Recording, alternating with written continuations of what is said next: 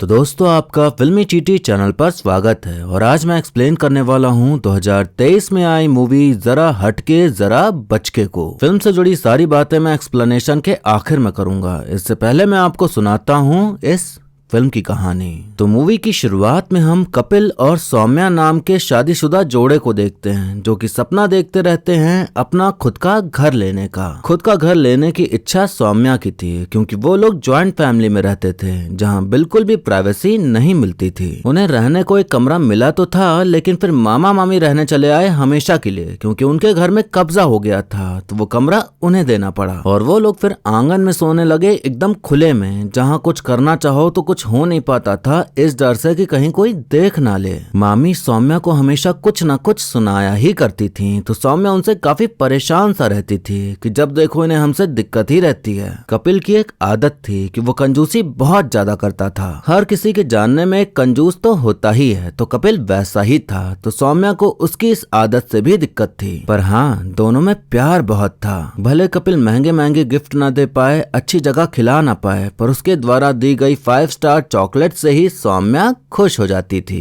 दोनों ने एक घर देख रखा था, तो वो ब्रोकर से बात करने जाते हैं तो वो ज्यादा पैसे बताता है। पहले तो उसने कम बताया लेकिन उन्हें जो घर पसंद आया वो महंगा था जो कि वो ले नहीं सकते थे, तो उनका घर लेने का सपना फिर से टल जाता है। कपिल योगा इंस्ट्रक्टर था और सौम्या कोचिंग में टीचर थी, तो दोनों की इतनी ज्यादा कमाई तो नहीं थी कि वो इकट्ठे घर ले सके, तो सोच रहे थे कि बजट में कोई बढ़िया सा घर मिल जाए तो अच्छा है। सौम्या को पता चलता है सरकार की जन आवास योजना के बारे में, जिसमें सरकार पक्का घर देती थी रहने को। सौम्या ये योजना कपिल को बताती है, तो कपिल कहता कि अब सरकारी दफ्तरों के चक्कर काटने पड़ेंगे इस चक्कर में, इससे बढ़िया तो किराए का घर ले लेते हैं या तो अपने घर की छत पर ही 2 कमरे बनवा लेते हैं, बढ़िया परिवार के साथ आराम से रहेंगे। सौम्या कहती है कसम से तुम्हारी तो सोच ही छोटी है, मुझे उस मोहल्ले से निकलना है यार कपिल। मैं नहीं चाहती हमारे बच्चे उस मोहल्ले के स्कूल में पढ़ने जाएं और वो भी वहीं रह जाएं। ना ना करते करते कपिल सौम्या की हाँ में हाँ मिला ही देता है उससे प्यार जो करता था।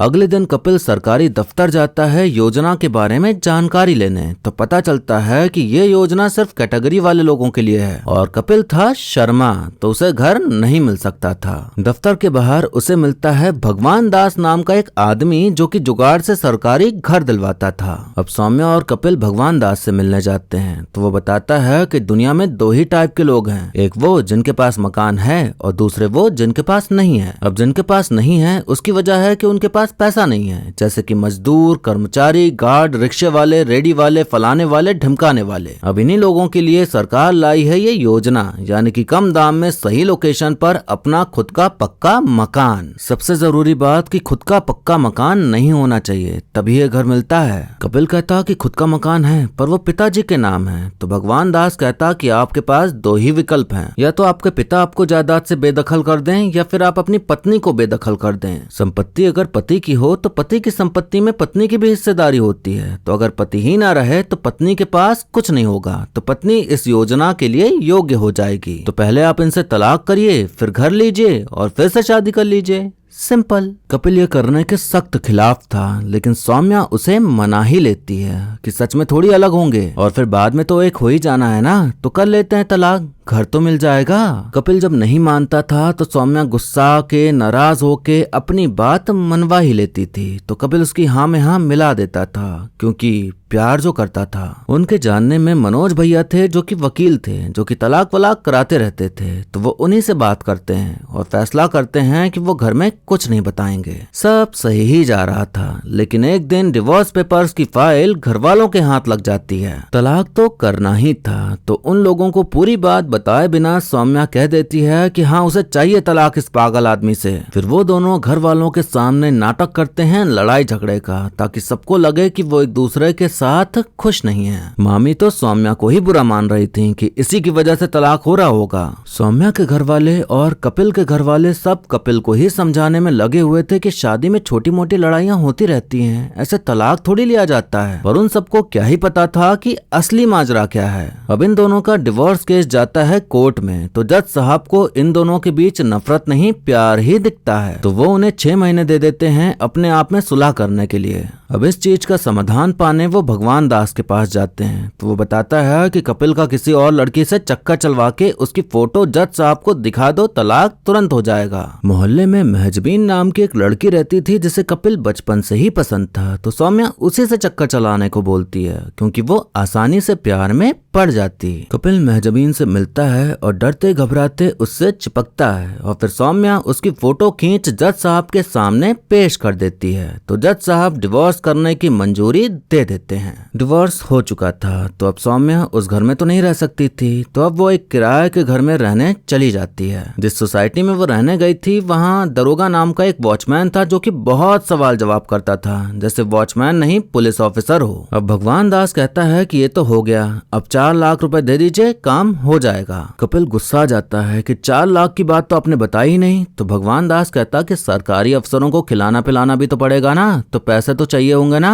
कपिल नकली दांत लगा के सौम्या का भाई बन के सरकारी अफसर के पास जाता है, ये सोच के कि वो डायरेक्ट ही उन्हें घूस दे के काम करा लेगा, पर काम बनता नहीं। तो भगवान दास की ही मदद लेनी पड़ती है और फिर वही सारी फॉर्मेलिटीज पूरी कराता है। वो लोग जोड़ जाड़ के बेच बाच के 4 लाख इकट्ठा कर उसे पैसे दे देते हैं ताकि वो बाकी काम भी कर डाले और घर जल्दी से मिले। अब सौम्या कपिल को अपने घर ले जा रही होती है, तो दरोगा उसे रोक के पूछताछ करने लगता है, तो सौम्या कपिल को अपना भाई ही बताती है, तभी वो जाने देता है। फिर एक दिन कपिल सौम्या से मिलने जाता है बिना भाई वाला गेटअप लिए, तो दरोगा उसे रोक लेता है, तो वो कहता है कि मैं नाटक कंपनी में काम करता हूँ इसीलिए वो वाला गेटअप था, वरना मैं तो ऐसा ही दिखता हूँ। अब कपिल और सौम्या बहुत टाइम बाद आराम से एक दूसरे के साथ काफी अच्छा वक्त गुजारते हैं, लेकिन तभी एक सरकारी आदमी आ जाता है वेरिफिकेशन के लिए। कपिल बता नहीं सकता था कि वो सौम्या का क्या लगता है, तो वो खुद को प्लम्बर बताता है। तभी वहाँ दरोगा भी आ जाता है, तो काफी भसड़ मच जाती है, पर कपिल कैसे भी करके वहाँ से निकल जाता है ताकि उनके झूठ का मटका न फूट जाए। महजबीन के घर वालों को खबर लग गई थी कि महजबीन और कपिल का कुछ चल रहा है, तो घर वाले सीधा कपिल के घर पहुंच जाते हैं और फिर वहाँ भी रायता फैल जाता है जिसे कपिल को ही समेटना था।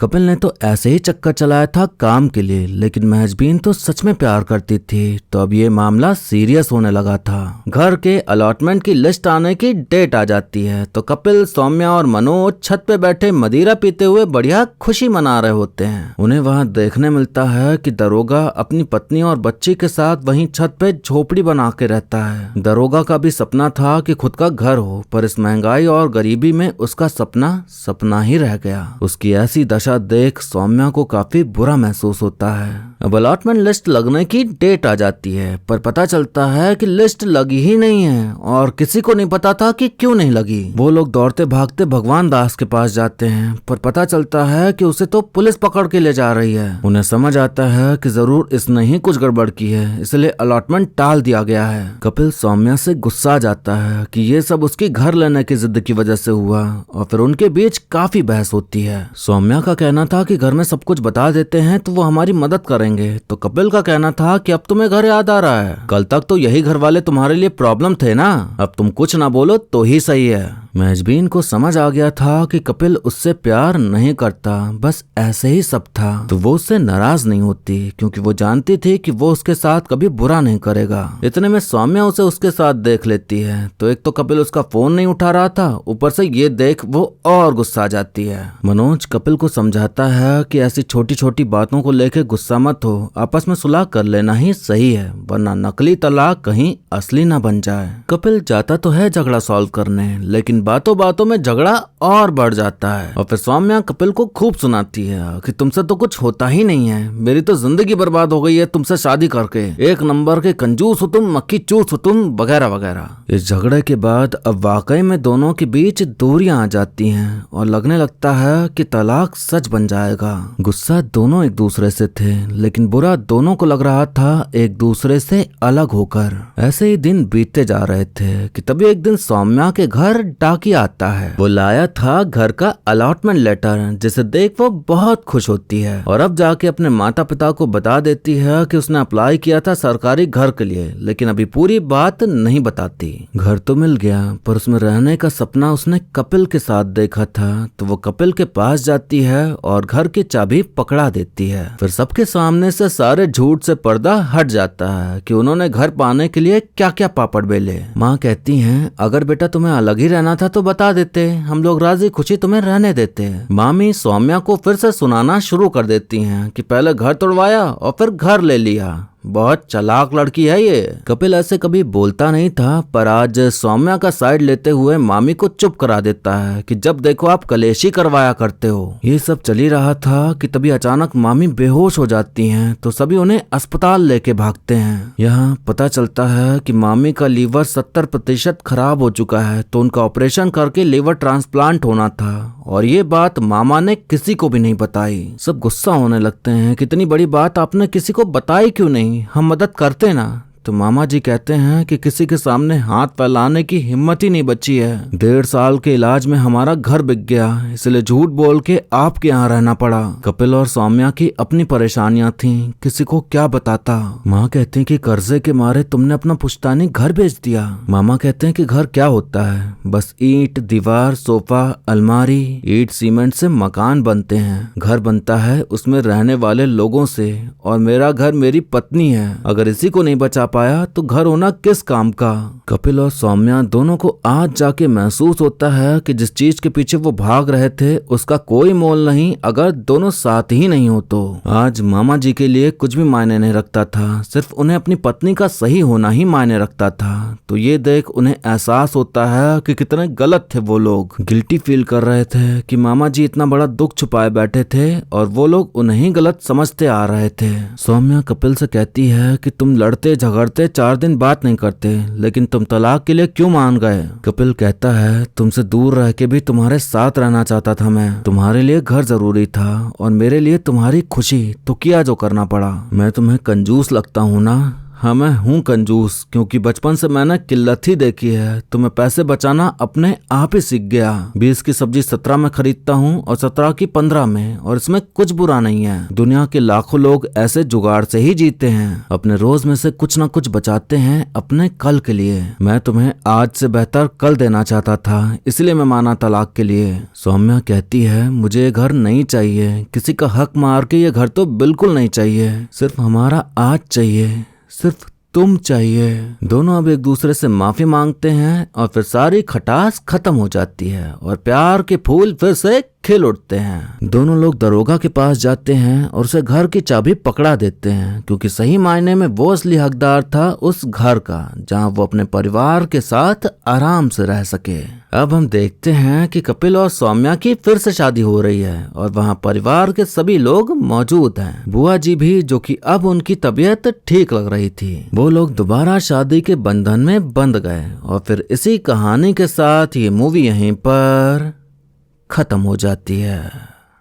तो दोस्तों आपने देखी एक ऐसी कहानी जहां हमें ये बताने की कोशिश की गई कि घर मकान तो सब बन ही जाता है, लेकिन जरूरी है अपनों का साथ होना, वरना वो मकान कोई काम का नहीं रह जाता। ये बात तो मैं कहना चाहूंगा कि सारी भसड़ सौम्या की वजह से ही हुई थी। घर लेने की जिद सौम्या की, तलाक लेने का जोर दिया सौम्या ने, कपिल का चक्का चलवाया सौम्या ने, भगवान दास को पैसे देने को मानी सौम्या। सब हो रहा था सौम्या के कहने पर और कपिल बेचारा उसकी बातें माने जा रहा था क्योंकि उसे सौम्या को खुश रखना था। लेकिन बाद में सौम्या जी ने कपिल पे ही इल्जाम लगा डाले और ऐसे बातें बना रही थी जैसे उसे पता ही ना हो कि सारा झमेला उसके कहने पे हुआ, ना कि दोनों की रजामंदी से। सौम्या तो मुझे पूरी की पूरी रेड फ्लैग लगी। जो चीज घर में बातचीत करके भी हो सकती थी उसको लेकर इतना बवाल मचाया। हर किसी को अपनी फैमिली बनानी होती है, अपना घर बनाना होता है, हर किसी का सपना होता है कि उसका अपना घर हो, तो इसमें कुछ बुरा नहीं है और ये बात घर के बड़ों को समझनी चाहिए। और कपिल के घर वाले समझते भी अगर उन्हें बताते तब।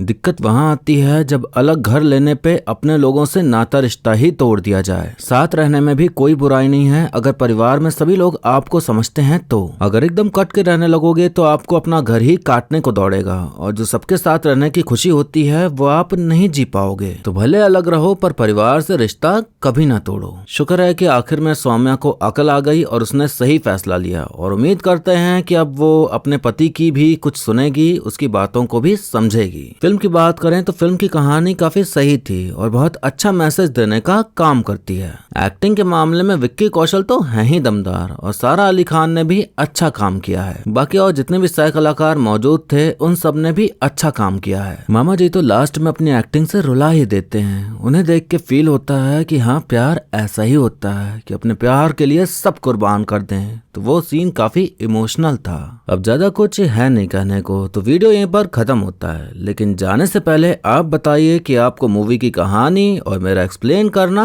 कैसा लगा। आप वीडियो को लाइक या डिसलाइक करके भी अपनी प्रतिक्रिया दे सकते हैं। ऐसे ही अच्छी मूवीज के एक्सप्लेनेशन देखने के लिए आप हमारे चैनल को सब्सक्राइब कर लीजिए ताकि नया वीडियो आते ही आप तक खबर पहुंच जाए। अगर आप मुझसे कुछ बात करना चाहते हैं, कुछ भी पूछना चाहते हैं, कुछ बताना चाहते हैं या कुछ भी बात हो, आप मुझे इंस्टाग्राम पर फॉलो कर लीजिए, वहां मैसेज कर दीजिए, मैं आपको रिप्लाई जरूर करूंगा। बाकी मिलते हैं अब अगली वीडियो में, तब तक के लिए टाटा बाय बाय और नमस्ते।